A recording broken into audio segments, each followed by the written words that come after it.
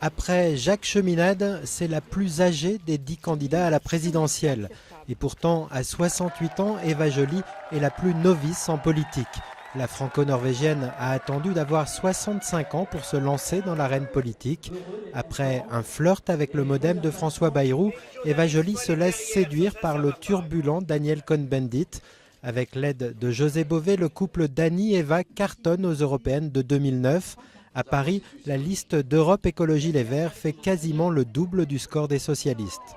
Forte de ce succès, Eva Joly se lance dans la course à la présidentielle. Elle affronte alors dans la primaire écologiste le très médiatique et populaire Nicolas Hulot.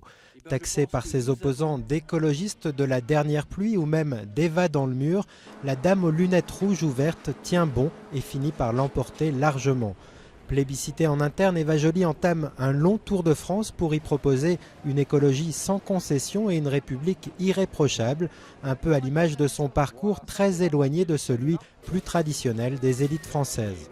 Née dans un quartier ouvrier d'Oslo, Eva Gros-Farset est arrivée en France à l'âge de 21 ans pour y être jeune fille au père dans une famille bourgeoise dont elle épousera le fils Pascal Joly.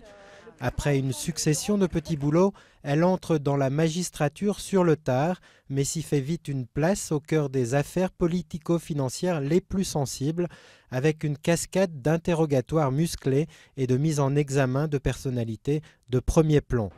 De cette réputation d'incorruptible et de combattante pour la justice, Eva Joly va faire sa signature de campagne. Mais sa voix monocorde au fort accent norvégien passe mal.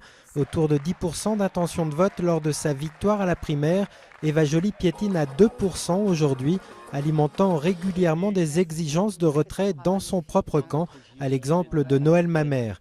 Eva Joly, elle, veut croire à son positionnement hors du sérail qui plaît beaucoup à ses militants.